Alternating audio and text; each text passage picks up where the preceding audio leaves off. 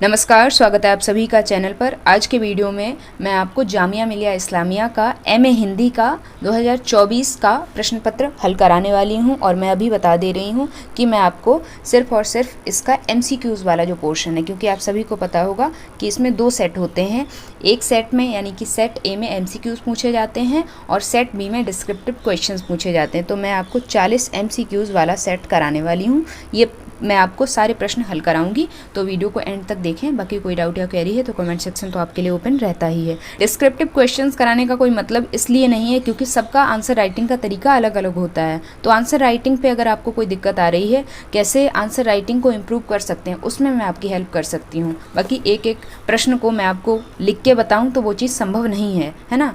तो चलिए सीधे पहले प्रश्न पे आ जाते हैं और मुझसे पहले आप उत्तर देने का प्रयास ज़रूर करना। इस पद को पढ़िए और बताइए ये पद किसका है। मुरली तहु गोपाल ही भावती किसका पद है? सही उत्तर क्या होगा पहले प्रश्न का? सही उत्तर यहाँ पर है पहले प्रश्न का ऑप्शन सी, यानी कि ये महाकवि सूरदास की पंक्तियाँ हैं। अगले प्रश्न पर आइए। दूसरा प्रश्न आपकी स्क्रीन पे आ चुका है। प्रश्न पढ़िए और इसका उत्तर दीजिए। चलिए, प्रश्न क्या है? प्रश्न है मुर्दहिया किसकी आत्मकथा है। बड़ा ही आसान प्रश्न है, आपको पता होना चाहिए। दलित आत्मकथा है और यूजीसी नेट के सिलेबस में संकलित है। बताइए सही उत्तर क्या होगा। तो ये जो आत्मकथा है किसकी है? डॉक्टर तुलसी राम की है। और 2 तथ्य और याद रखिए। डॉक्टर तुलसी राम की आत्मकथा के 2 भाग हैं। सबसे पहला तो है मुर्दहिया, ठीक है। दूसरा है मणिकर्णिका। तो मुर्दहिया जो है सन 2010 में प्रकाशित हुई थी और मणिकर्णिका जो है 2013 में प्रकाशित हुई थी, ठीक है। आगे बढ़िए, अगले प्रश्न पर चलिए। तीसरा प्रश्न है सदाचार का ताबीज किस विधा की रचना है। बताइए। आप सभी ने ये तो पढ़ा भी होगा, तो बताइए किस विधा की रचना है। ये व्यंग्य है और किसकी रचना है? हरिशंकर परसाई जी की रचना है। आसान है। आगे अगले प्रश्न पर आइए। चौथा प्रश्न है हिंदी साहित्य का आलोचनात्मक इतिहास, जो ये पुस्तक है या फिर इतिहास ग्रंथ है, इसके लेखक कौन हैं? सही उत्तर क्या होगा बताइए। ऑप्शन डी, राम कुमार वर्मा की ये बड़ी ही प्रचलित पुस्तक है। अगले प्रश्न पर चलते हैं। 5वां प्रश्न आपकी स्क्रीन पे आ चुका है। प्रश्न है रीति संप्रदाय के प्रवर्तक आचार्य कौन हैं? बताइए। आचार्य वामन, बिल्कुल सही उत्तर ऑप्शन ए ही है। बाकी ध्वनि संप्रदाय के आनंदवर्धन है और भामा जो है किस संप्रदाय के प्रवर्तक आचार्य हैं? अलंकार के। अभिनव गुप्त किसी संप्रदाय के प्रवर्तक आचार्य नहीं है, लेकिन रसवादी आचार्य माने जाते हैं क्योंकि इन्होंने भरत मुनि के रस सिद्धांत को व्याख्यायित किया है। व्याख्यायित करने वाले चौथे आचार्य हैं। आगे बढ़िए, अगले प्रश्न पर चलिए। छठा प्रश्न आपकी स्क्रीन पे आ चुका है। प्रश्न है वर्तमान साहित्य, ये पत्रिका है, किस शहर से निकलती है? बताइए। तो ये जो पत्रिका है कहाँ से निकलती है, इसके बारे में मैं आपको 2 तथ्य और बता दूंगी। पहले ये जानिए इसका सही उत्तर क्या है। तो इसका सही उत्तर है यहाँ पर ऑप्शन बी, इलाहाबाद से निकलती है, या फिर सबसे पहले इलाहाबाद से ही निकली थी और आज भी वहीं से निकल रही है। और इसके बारे में 2 चीज़ें और याद रखिए कि ये कब शुरू हुई थी। तो ये सन 1984 में सर्वप्रथम निकली थी।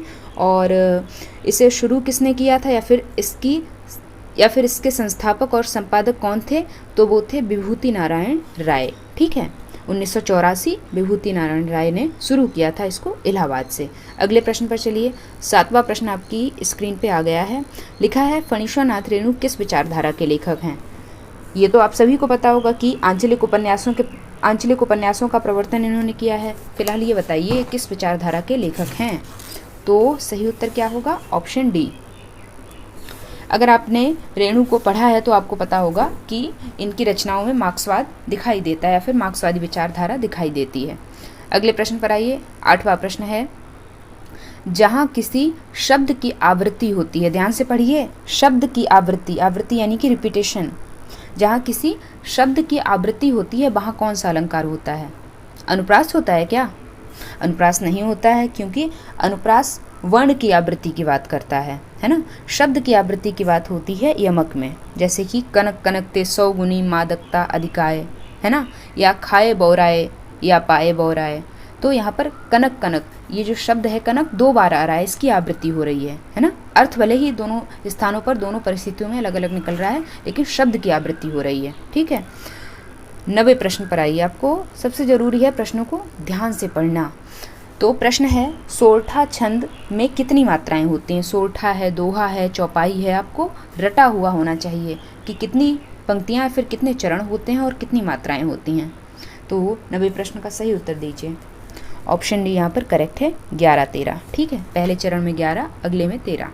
आगे बढ़िए, अगले प्रश्न पर आइए। अगला प्रश्न है 10वां। लिखा है ट वर्ग का उच्चारण स्थल क्या है? बताइए। तो ट वर्ग का उच्चारण स्थान क्या है? अब बता दीजिए, आसान सा प्रश्न है। ऑप्शन बी करेक्ट है, मूर्धा या फिर मूर्धन्य, जो कुछ लिखा हो वो टिक कर देना आप। अगले प्रश्न पर चलिए। 11वां प्रश्न आपकी स्क्रीन पे आ गया है। लिखा है हिंदी की बोलियों की संख्या क्या है? हिंदी की कितनी बोलियां हैं? सही उत्तर क्या है? Option D 18।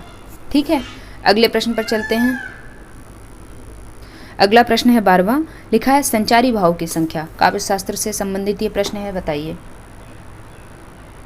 रस के 4 तत्व होते हैं, कौन कौन से? स्थायी भाव, विभाव, अनुभाव और संचारी या फिर व्यभिचारी भाव, जो संचरित होते रहते हैं। इनका कोई इनमें कोई स्थायीपन नहीं होता है ना। तो इनकी संख्या कितनी है? 33 है। ऑप्शन डी यहाँ पर करेक्ट है 12वें प्रश्न का। आगे बढ़ते हैं, अगले प्रश्न पर आइए। 13वां प्रश्न है अपभ्रंश भाषा का समय है, बताइए।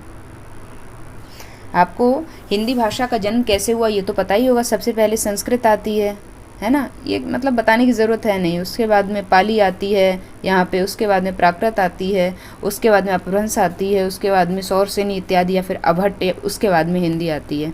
तो ये तो आपको चार्ट पता ही होगा। बाकी इसका सही उत्तर अब आप दे ही दीजिए, क्या होगा? तो सही उत्तर यहाँ पर है ऑप्शन सी, 500 ईस्वी से 1000 ईस्वी का जो समय है वो इस भाषा का समय है। अगले प्रश्न पर चलिए। 14वां प्रश्न आपकी स्क्रीन पे आ गया है। प्रश्न है संविधान की किस धारा में हिंदी को राजभाषा घोषित किया गया है? बड़ा ही आसान प्रश्न है और ये याद रखिएगा कि हिंदी राष्ट्रभाषा नहीं बल्कि राजभाषा है। तो ऑप्शन बी करेक्ट है, 343। आगे बढ़िए, अगले प्रश्न पर आइए। 15वां प्रश्न है बुंदेली किस विभाषा की बोली है? बताइए। तो सही उत्तर है ऑप्शन सी, पश्चिमी हिंदी। पूर्वी हिंदी की तो आपको याद ही होगी, सबसे आसान होता है पूर्वी हिंदी की बोलियों को याद करना, ए, बी और सी, अवधी, बघेली और छत्तीसगढ़ी। ठीक है, सबसे आसान होता है इसको याद करना, तो उसमें कोई दिमाग नहीं लगाना है। ये ट्रिक है बड़ी आसान सी। बाकी आगे बढ़ते हैं, अगले प्रश्न पर चलिए। 16वां प्रश्न आपकी स्क्रीन पे आ चुका है। प्रश्न है हिंदी प्रदेशों की कुल संख्या कितनी है? यानी कि जिन प्रदेशों में, जिन राज्यों में हिंदी बोली जाती है, बताइए मुख्य रूप से। तो सही उत्तर है ऑप्शन डी, 10।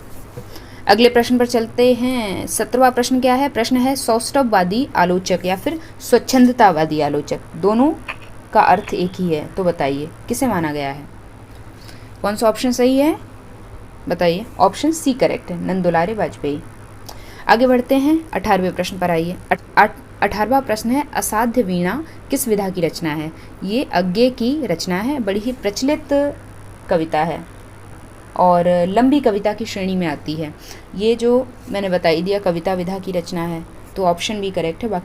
बाकी एक तथ्य जो है याद रखने वाला इसके संदर्भ में, वो ये है अज्ञे का एक काव्य संग्रह है आंगन के पार द्वार। आप सभी ने सुना होगा, क्या है? आंगन के पार द्वार।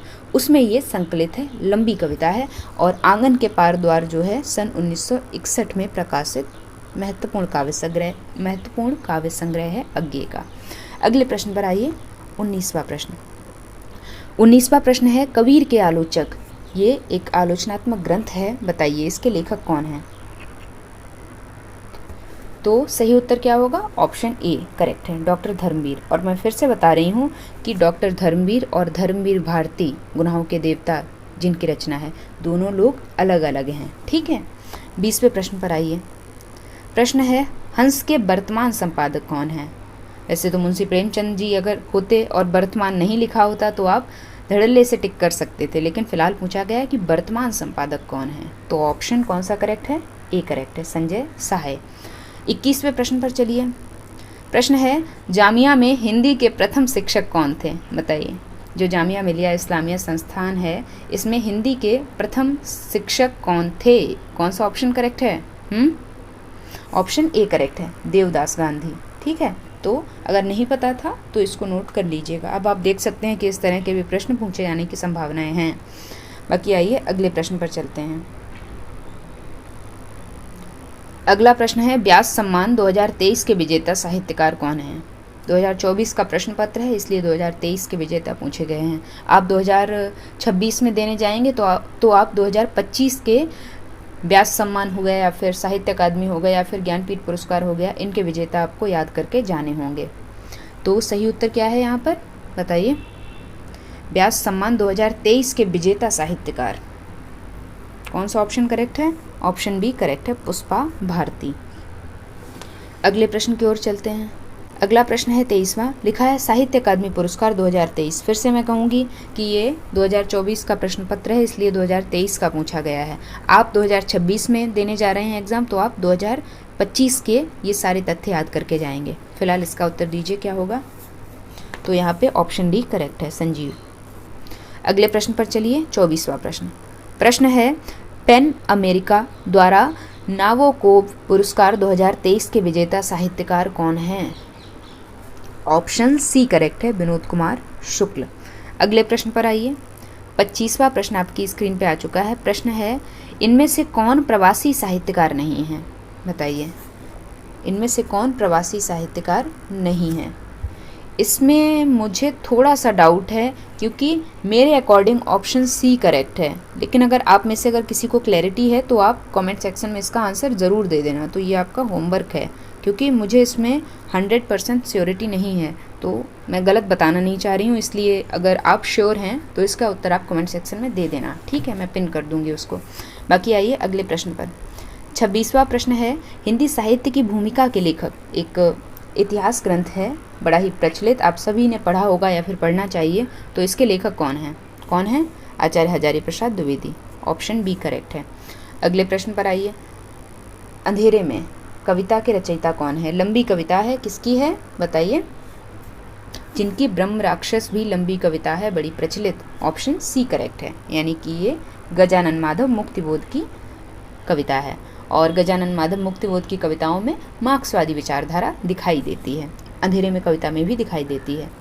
अगले प्रश्न पर आइए। 28वां प्रश्न आपकी स्क्रीन पे आ गया है। प्रश्न है, निम्नलिखित में से कौन सी मुंशी प्रेमचंद जी की कहानी नहीं है? बताइए। पहला ऑप्शन आ रहा है ईदगाह। ईदगाह तो हामिद और अमीना, ये तो आपने पढ़ा ही होगा कि किस तरह से वो मेले से चिमटा लेकर आता है, क्योंकि उसके पास पैसे उतने होते नहीं और उसने अपनी दादी को रोटियां सेकते वक्त अपने हाथों को जलाते हुए देखा था, तो वो चिमटा खरीदना वहाँ पे सही समझता है। इसके बाद में कफन भी उनकी ही कहानी है, किसकी? मुंशी प्रेमचंद जी की। अभाग्नि भी मुंशी प्रेमचंद जी की कहानी है। और एक तथ्य याद रखना, मुंशी प्रेमचंद जी की जो कहानियाँ हैं वो, इनका कहानी संग्रह है, उसके 10 पार्ट हैं, मानसरोवर है ना, उसमें उनकी सभी कहानियां प्रकाशित हैं। 10 पार्ट हैं मानसरोवर के। बाकी यहाँ पर सही आंसर ऑप्शन डी है, रक्षाबंधन जो है वो इनकी कहानी नहीं है। अब इनकी कहानी नहीं है तो किसकी है? तो ये विश्वम्भर नाथ शर्मा कौशिक जी की कहानी है, ठीक है। 29वें प्रश्न पर आइए। प्रश्न है, आषाढ़ का एक दिन किस विधा की रचना है? बताइए। यूजीसी नेट के सिलेबस में ये संकलित है और किसकी रचना है? मोहन राकेश की रचना है। और क्या है? ये एक नाटक है, ठीक है। अगले प्रश्न पर आइए। 30वां प्रश्न है, लिखा है आवारा मसीहा किसकी जीवनी है? ध्यान रखिए, ये नहीं पूछा गया कि इसके रचनाकार कौन है, ये पूछा गया कि ये किसके जीवन पर आधारित है। रचनाकार पूछा गया होता तो सही उत्तर होता विष्णु प्रभाकर, लेकिन यहाँ पर पूछा गया किसके जीवन से संबंधित है, तो ये शरत चंद्र चट्टोपाध्याय के जीवन से संबंधित है। ऑप्शन ए यहाँ पर करेक्ट है। अगले प्रश्न पर आइए। 31वां प्रश्न है, कठिन काव्य का प्रेत किस कवि को कहा गया है? बताइए। रीतिकालीन कवि हैं आचार्य कवि। रामचंद्रिका रचना इनकी बड़ी ही प्रचलित है और ऐसा कहा जाता है कि इन्होंने रामचंद्रिका एक रात में पूरी लिख दी थी। तो अब आप देखिए, ऑप्शन सी यहाँ पर करेक्ट है, केशवदास। और ये भी याद रखिए कि इन्हें कठिन काव्य का प्रेत किसने कहा है? तो आचार्य रामचंद्र शुक्ल जी ने कहा है, ठीक है। दोनों तथ्य याद रखने हैं। अगले प्रश्न पर आइए। 32वां प्रश्न है, पद्मावत की भाषा क्या है? मलिक मोहम्मद जायसी जी की रचना है। बाकी बताइए सही उत्तर क्या है? Option A Awadhi. Option A यहाँ पर करेक्ट है, अवधी भाषा। ठीक है, 33वें प्रश्न पर आइए। प्रश्न है, मैं साहित्य को मनुष्य की दृष्टि से देखने का पक्षपाती हूँ। ये कथन किसका है? बताइए सही उत्तर क्या होगा? बड़ा ही प्रचलित कथन है, इसको आप मोस्ट इम्पॉर्टेंट मार्क करिए। वैसे तो जब CUET का एग्ज़ाम हुआ था आपका, तो मैंने मुख्य पंक्तियाँ हिंदी साहित्य की जो हैं और मुख्य कथन आलोचकों के वो मैंने करा रखे हैं, तो चैनल पे आपको वीडियो मिल जाएगी। वैसे मैं डिस्क्रिप्शन बॉक्स में डाल दूँगी, तो वो वीडियो आपके लिए बहुत ज़रूरी, तो वो वीडियो आपके लिए रिलेवेंट है, आप उसको देख लेना, आपका भला हो जाएगा। बाकी 33वें प्रश्न का सही उत्तर दीजिए। सही उत्तर क्या है यहाँ पर? हजारी प्रसाद द्विवेदी, यानी कि ऑप्शन ए यहाँ पर करेक्ट है। ठीक है, चलें फिर अगले प्रश्न पर। चलिए फिर अगले प्रश्न पर चलते हैं। 34वां प्रश्न है, लिखा है नाटक में नेपथ्य से क्या अभिप्राय है? नाटक पढ़ते वक्त लिखा नहीं होता कि नेपथ्य से आवाज़ आई, तो नेपथ्य का तात्पर्य क्या होता है? नेपथ्य का तात्पर्य होता है रंगमंच के पीछे का स्थल। ठीक है, अगले प्रश्न पर चलिए। 35वां प्रश्न है, इसके बाद 5 प्रश्न आपके शेष हैं। लिखा है उपन्यास को मानव चरित्र का आख्यान किसने कहा है? बताइए सही उत्तर क्या होगा 35वें प्रश्न का? तो सही उत्तर यहाँ पर ऑप्शन सी, मुंशी प्रेमचंद जी। ठीक है, अगले प्रश्न पर चलिए। 36वां प्रश्न है, समांतर कहानी आंदोलन के प्रवर्तक कौन हैं? तो सही उत्तर क्या है? सही उत्तर ऑप्शन बी, कमलेश्वर। ठीक है, आगे बढ़िए, 37वें प्रश्न पर आइए। प्रश्न है, अभिव्यंजनावाद के प्रवर्तक कौन हैं? एक सिद्धांत या फिर दर्शन है, जैसे कि मार्क्सवादी विचारधारा है, गांधीवादी विचारधारा है, वैसे ही ये भी एक विचारधारा है। तो इसके प्रवर्तक कौन है बताइए? तो सही उत्तर क्या होगा बताइए? सही उत्तर होगा ऑप्शन ए, क्रोचे।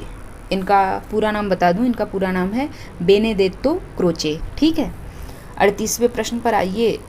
राजा शिव प्रसाद सितारे हिंदी के किस रूप के समर्थक थे? इनके बारे में मैं आपको बता दूं, इन्होंने हिंदी में कई रचनाएं लिखी हैं शुरुआत में, लेकिन बाद में इनका जो मोह है या फिर झुकाव जो है वो अरबी फारसी मिश्रित उर्दू की तरफ हो गया था। तो यहाँ पर सही उत्तर ऑप्शन ए है। ठीक है, अगले प्रश्न पर आइए। 39वां प्रश्न क्या है? प्रश्न है लोभ और प्रीति। प्रश्न है लोभ और प्रीति किस प्रकार का निबंध है? अभी मैं अगर रचनाकार का नाम बता दूं तो आप आसानी से चूज़ कर लेंगे। तो मैं आपको बता दूं कि ये आचार्य रामचंद्र शुक्ल जी का निबंध है। और आचार्य रामचंद्र शुक्ल जी किस तरह के निबंध लिखते हैं आपको पता है, मनोविकार संबंधी ये निबंध है। बाकी ये निबंध जो है चिंतामणि, जो कि आचार्य रामचंद्र शुक्ल के निबंध संग्रह की पुस्तक है, उसके पहले भाग में ये निबंध संकलित है। ठीक है, अंतिम प्रश्न पर आइए, उसके बाद में आपकी छुट्टी हो जाएगी। तो 40वां प्रश्न है, 25 चौका 150 किसकी कहानी है? दलित विमर्श पर आधारित है और ये कहानी बड़ी अच्छी कहानी है, आप सभी को पढ़नी चाहिए। ये ओम प्रकाश वाल्मीकि की कहानी है, जिनकी आत्मकथा जूठन है, जिसके 2 भाग हैं। ठीक है, तो चलिए यहीं पे फिर चर्चा समाप्त करती हूँ। पढ़ते रहिए, सीखते रहिए, खुद भी चैनल से जुड़िए, अपने साथियों को भी जोड़िए। Thanks for watching this video.